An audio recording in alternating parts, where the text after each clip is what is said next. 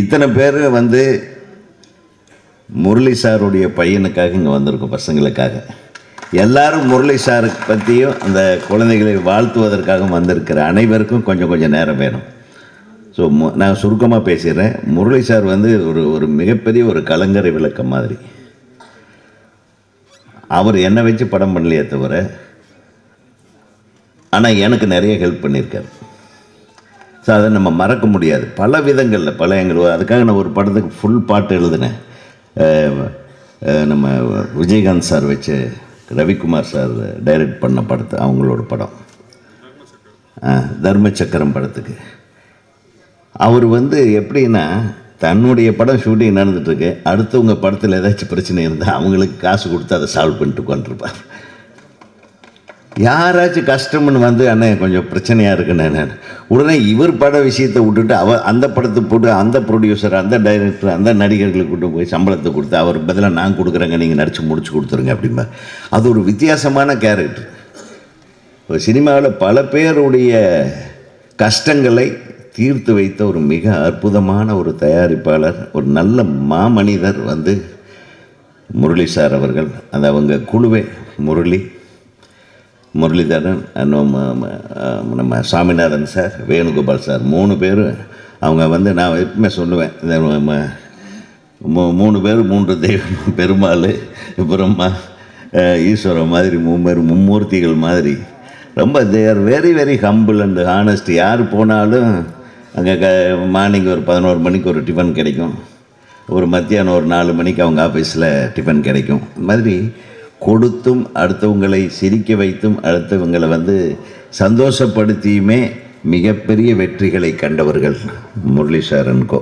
So அந்த பசங்க 2 பேரும் படம் எடுத்திருக்காங்க. நீ மிகச்சிறப்பான படமாக இது வந்திருக்குன்னு நினைக்கிறேன். ஏன்னா ரொம்ப கிளாமரஸாக இருந்தது. பக்கத்திலே ஹீரோயின் வேறு உட்காந்துருந்தாங்க. 2-3 தடவை பேரை கேட்டேன், ஏன்னா பேரை சொல்லணும்ல, அப்போ தானே மரியாதை. பிரக்ஞா அப்புறம் நயன். இப்போ நயனன்னு சொல்லிவிடுங்க, நாங்கள் அது எதுவுமே பிரச்சனை வந்துடும். அப்புறம் இல்லை குட்டி நயனன்னு சொன்னாங்க. பட் எனிவே, நீங்கள் பிரமாதமாக டான்ஸ் ஆடி இருக்கீங்க. உங்கள் பாடி லாங்குவேஜ், உங்கள் பேசுகிற லாங்குவேஜ் 2மே நல்லா இருக்குது. அது மட்டும் இல்லை, நம்ம பெரிய ஜாக்பாட் அடிச்சிருக்கு நம்ம புகழுக்கு. Wish you all the best. புகழ் வந்து கொஞ்சம் ஒரு ஹீல்ஸ் வச்சுருக்கலாம் மேடம் தம்பி இப்படின்னு. ஏன்னா அந்த பொண்ணு ஹைட்டுக்கு எம்பி இவரும் வந்து கட்டி பிடிக்கிறார், என்பி சாய் வைக்கிறார். கரெக்டாக. ஸோ ரொம்ப நல்லா இருந்தது. பட் இருந்தாலும் முயற்சி பண்ணியிருக்க பாரு நீ, சூப்பர். ஆனால் ஒரு காமெடி, ஃபுல் த்ரில்லர், காமெடியில் ஒரு த்ரில்லர்.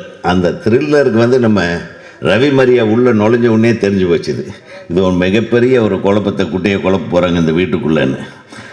அது அவருடைய காஸ்டியூம், ரவி மாதிரி அவருடைய காஸ்டியூமுடைய ஸ்டைலு, அது இவனே பிளான் பண்ணியிருப்பான். நான் ரவி மாதிரி எங்கே போனாலும் அந்த கேரக்டரை ஃபுல்லாக உள் வாங்கிட்டு தானே வேலை செஞ்சுட்டுப்பான். அது எப்படி பெட்டர் பண்ணுறது அப்படின்னு இப்படி நிறைய பண்ணி காட்டுவார்.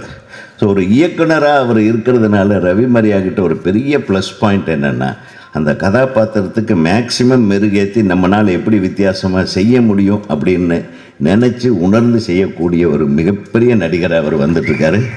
அவர் டெஃபினட்டாக இப்போ சமீப காலத்தில் அவர் வர்ற படமெல்லாம் சக்ஸஸ் ஆகிடுது.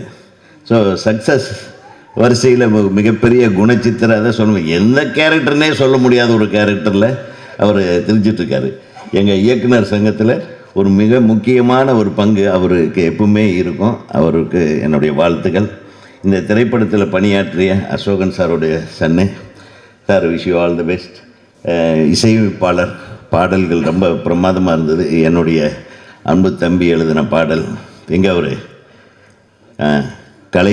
கலைக்குமாருடைய ஒவ்வொரு பாடல்களும் வந்து இன்றைக்குமே வந்து மனசில் நிற்கும்.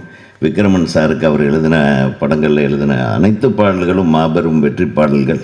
அந்த வரிசையிலான இதில் வந்து பயங்கர கிக்கேத்தர பாடல்கள் எப்படிலாம் பிடிச்சி அதெல்லாம், அந்த வரிகளெல்லாம் ஒரு பயங்கர மயக்கமாக எழுதியிருக்காரு. So wish you all the best. இந்த திரைப்படம் மிகப்பெரிய வெற்றி படமாக அமைந்து அனைவருக்கும், அதாவது திருப்பூர் சுப்பிரமணியன்னு சொல்ல வேண்டியதில்லை, அவர் வந்து அவ்வளவு சீக்கிரம் ஒருத்தருக்கு நீ படம் எடு, நான் பின்னாடி இருந்து ஹெல்ப் பண்ணுறேன்னு சொன்னவரே அல்ல.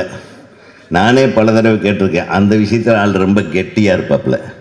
யாருக்கு அந்த விதத்தில் மட்டும் நான் ஹெல்ப் பண்ண மாட்டேன் உதய். சினிமா மட்டும் எடுத்து அவன் வந்து சேஃப்டியாக வெளியே வந்துடுவானான்றது எனக்கே டவுட்டாக இருக்குது. ஏதோ சினிமா படம் எடுத்தால் வாங்கி வியாபாரம் பண்ணலாமே தவிர, இந்த நானே பல தடவை கேட்டேன், ஒரு படம் பண்ணலான்ட்டு இருக்கேன், பேசாமல் இருங்க, நல்லா தான் இருக்கிறீங்க அப்படிம்பாரு. ஸோ அவர் வந்து ஒரு இன்வால்வ் ஆகி ஒரு படத்தை பண்ணியிருக்காருன்னா நிச்சயமாக இது வெற்றி படமாக அமையும். அது வெற்றி படமாக அவர் மாற்றி காட்டுவார், கவலையே படாதீங்க. அடுத்த பட பூஜையில் சந்திப்போம். வாழ்க வளமுடன். அனைவருக்கும் வாழ்த்து. நீங்களே கதை கேளுங்க, நீங்கள் ஃபிக்ஸ் பண்ணுங்கள், உங்களுக்கு பொறுத்த என்ன சப்போர்ட் வேணுமோ நான் பண்ணித்தரேன் அப்படின்னு சொன்னேன். இல்லை சார், நாங்கள் கேட்டு ரெடி பண்ணிடுறோம், ஒரு நல்ல படமாக கொடுக்கணும்னு நினைக்கிறோம் அப்படின்னாங்க. அதெல்லாம் நீங்கள் பார்த்துக்குங்க, உங்களுக்கு ஃபினான்ஷியலாக வந்து என்ன கூட சப்போர்ட் பண்ண முடியுமோ பண்ணித்தர முடியும். எனக்கு இது வரைக்கும் நான் பொதுவாக வந்து எந்த டைரக்டர் வந்து கதை சொன்னாலும் நான் கதை கேட்குறது இல்லை. ஏன்னா எனக்கு கதை நாலேஜே கிடையாது. அதனால நான் வந்து அந்த வரைக்கும் போய்க்கிறது கிடையாது. நமக்கு வந்து வியாபாரம் மட்டும்தான் தெரியுமோ ஒழிய அந்த சினிமா துறையுடைய தயாரிப்பு துறையில் எந்த விதமான அனுபவம் கிடையாது, அதனோட நாலேஜும் கிடையாது. அதனால வந்து இருந்துட்டு பொதுவாக அவங்களே தான் எல்லாத்தையும் ஃபிக்ஸ் பண்ண சொன்னேன். பண்ணாங்க, நல்லபடியாக படத்தை ஆரம்பித்தாங்க, நல்லபடியாக முடித்தாங்க. சஜோவை பொறுத்தளவு வந்து இந்த மாதிரி எனக்கு ஒரு வாய்ப்பு பண்ணுன்னு கேட்டிருக்கும்போது, நீ ப்ரொடியூசரை பாரு, அவங்க ஓகேனாங்கன்னா அவங்களுக்கு என்ன வேணுமோ சப்போர்ட் பண்ணி தரேன்னு சொல்லி என்னுடைய நண்பர்கள்கிட்ட சொன்னேன். அவங்களும் படம் பண்ணிக்கலான்னு சொன்னாங்க. எல்லோரும் சேர்ந்து இந்த படத்தை உருவாக்கியிருக்காங்க. படத்தை பொறுத்த அளவில் பார்த்திங்கன்னா இன்றைக்கி தேதியில் என்ன கமர்ஷியல் எலிமெண்ட்ஸ் இருக்கோ எல்லாமே நல்லபடியாக பண்ணி வச்சுருக்காங்க. அதே மாதிரி தான் சொன்ன டேட்டில் படத்தை முடிச்சு கொடுத்தாங்க. சென்ற வருஷம் உங்களுக்கே தெரியும், 2025 பெரிய நடிகர்கள் படத்தை காட்டிலும் மற்ற நடிகர்கள் நடித்த படங்கள் தான் 10 கோடி ரூபாய்க்கு உள்ள பட்ஜெட் எடுத்த படங்கள் தான் வந்து இருந்துட்டு பெரிய வெற்றி பெற்றிருக்கு லாஸ்ட் இயரில். இந்த வருஷம் அதே மாதிரி ஒரு சூழ்நிலை தான் தெரியுது. இப்போ பார்த்தீங்கன்னா ஒரு தலைவன் தலை வந்து ஒரு பெரிய வெற்றி படமாக வந்து இன்றைக்கி வருஷத்தின் ஆரம்பத்தில் போன வருஷம் எப்படி மதகஜராஜா அமைஞ்சதோ அதே மாதிரி இந்த பொங்கலுக்கு வந்து இருந்துட்டு வெற்றி படமாக தலைவன் தலை வந்து தயாரிப்பாளருக்கு மிகப்பெரிய அளவில் வந்து அந்த படம் வந்து சம்பாதிச்சு குடித்தது.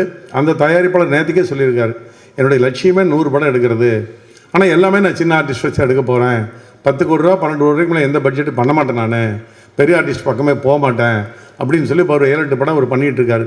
நானே என்ன அப்படி சொல்லிட்டு வந்தேன், இந்த மாதிரி இருக்கிறவங்களுக்கு இண்டஸ்ட்ரி மொத்தமாக நம்ம சப்போர்ட் பண்ணணும், அப்போ தான் இண்டஸ்ட்ரி நல்லா இருக்கும் அப்படின்னு சொல்லி அந்த மாதிரி இந்த வருஷமே வரக்கூடிய படங்கள் இப்போ 4 இடியட்ஸ் ஆகட்டும், தாய் கிழவி ஆகட்டும், யூத் ஆகட்டும், நாளைக்கு ரிலீஸ் ஆகக்கூடிய மயிலாடு சசிகுமார் படமாகட்டும், இந்த மாதிரி படங்கள் வந்து ஒரு அளவான ஆர்டிஸ்ட்டு அளவான பட்ஜெட் இருக்கிற படங்கள் எல்லாமே இன்றைக்கி ஒரு டாக் ஆஃப் த சினிமாவாக இருக்குது. இந்த படங்கள்லாம் பெருசாக ஓடணுங்கிறத என்னுடைய ஆசை. நான் இந்த இப்போ நாசர் சாரோட உட்காந்து பேசும்போது சொல்லிட்டு இருந்தோம், நம்ம எல்லோரும் சினிமாவில் தான் வந்து எல்லோரும் நம்ம சாப்பிட்ருக்கோம். 40 வருஷம் 50 வருஷமாக வந்து நம்மளுக்கு இந்த சினிமாவில் இருக்கிறவங்களுக்கு வேறு தொழிலே தெரியாது, கற்றுக்கவே மாட்டாங்க. ஏன்னா அது ஒரு பேஷன், எல்லா விதத்துலேயும் ஒரு புகழ் கிடைக்குது, ஒரு மரியாதை கிடைக்குது, எல்லாம் அப்போது பணம் சம்பாதிக்க முடியுது. அப்படி இருக்கும்போது நான் வந்து சினிமாவுக்கு நம்ம எல்லோரும் சேர்ந்து சப்போர்ட் பண்ணணும் அப்படிங்கிற மாதிரி இதில் இல்லை. இந்த வருஷம் வந்துருந்துட்டு இப்போ டைரக்டர்ஸ் யூனியன்ஸோட முடிஞ்ச எல்லோரும் நம்ம டைரக்டர், நடிகர்கள், தயாரிப்பாளர்கள், திரையரங்கு உரிமையாளர்கள், டிஸ்ட்ரிபியூட்டர்கள் எல்லாம் நம்ம உட்கார்ந்து இண்டஸ்ட்ரி பொறுத்தவரை நல்லபடியாக போயிட்டுருக்கட்டும். பெரிய நடிகர்கள் மத்தியே நம்பி நம்ம இப்போ பார்த்திங்கன்னா திரையரங்குகளுக்கு மக்கள் வர்றது அந்த பெரிய 10 நடிகர்கள் நடிக்க முடியாது மட்டும் வந்தால் போதும் நம்ம அப்படிங்கிற மாதிரி ஒரு மென்டாலிட்டி வந்து ஜனங்க மத்தியில் வந்துச்சு. அதுக்கு மிகப்பெரிய காரணம் ஓடிடி தளத்தில் நம்ம வந்து 4 வாரத்தில் படம் வருதுன்னு போட்டு சொல்லி முதல் நாளே விளம்பரம் பண்ணும்போது என்ன ஆகுதுன்னு போட்டுக்கிட்டா சரி நம்ம ஓடிடி வந்து வீட்டிலே உட்காந்து பார்த்துக்கலாம் பணம் இல்லாமல் சொல்லிட்டு ஒரு மென்டாலிட்டிக்கு வந்தாங்க. அதுக்காக தான் ஒரு 8 வாரம் ஹிந்தியில் இருக்கிற மாதிரி ஒரு 8 வாரம் தள்ளி அந்த படங்களை பண்ணுங்க. நேற்று கூட சரத்குமார் சார் பேசியிருக்காரு, 8 வாரம் தள்ளி வந்துன்னு பண்ணால் இண்டஸ்ட்ரி நல்லா இருக்கும் அப்படின்னு சொல்லி. அது இந்த வருஷம் 2026 நடிகர்கள், தயாரிப்பாளர்கள், திரையரங்கு உரிமையாளர்கள், விநியோகத்தில் எல்லாரும் சேர்ந்து அந்த மாதிரி ஒரு முடிவெடுத்து நல்ல கண்டென்ட் இருந்தால் நாங்கள் படத்துக்கு வருவோம் அப்படிங்கிற ஆடியன்ஸ் மென்டாலிட்டி வந்துட்டாங்க. அவங்கள திருப்திப்படுத்துகிற மாதிரி படங்கள் நம்ம இந்த வருஷம் கொண்டு வரணும். இந்த மாதிரி படங்கள் சின்ன படங்கள் வந்து சின்ன படங்கள்னால் அந்த 10 கோடி ரூபா 5 கோடி ரூபாய்க்கு உள்ளே எடுக்கிற படங்கள் மிகப்பெரிய வெற்றி படமாக அமைகிறதுக்கு இண்டஸ்ட்ரி சார்ந்த நம்ம எல்லாரும் சேர்ந்து சப்போர்ட் பண்ணி சின்ன படங்களை வெற்றி வர வைக்கணும்னு சொல்லி உங்கள் அனைவரும் கேட்டுக்கொண்டு இப்படத்திற்கு ஒத்துழைப்பு கொடுத்த அனைவருக்கும் எனது மனமார்ந்த நன்றியை தெரிவித்துக் கொள்கிறேன். நன்றி, வணக்கம். Thank you so much sir. தற்போது நம்மளுடைய சிறப்பு அழைப்பாளர் திருப்பூர் சுப்பிரமணியம் சார் அவர்களுக்கு தயாரிப்பாளர் ரங்கராஜன் அவர்கள் சிறப்பு செய்வார்கள். Thank you so much sir. நேரம் மிக குறைவாக நம்மிடையே இருப்பதால் நம்மளுடைய சிறப்பு விருந்தினர்கள் ஓரிரு வார்த்தைகளில் தங்களுடைய சொற்பொழிவை கொடுப்பார்கள் என்பதை தெரிவித்துக் கொள்கின்றோம். தொடர்ந்து அடுத்ததாக பேச வருபவர் சினிமா பிஸ்னஸை விரல் நுனியில் வைத்திருக்கக்கூடியவர் நடப்பு தயாரிப்பாளர் சங்கத்தை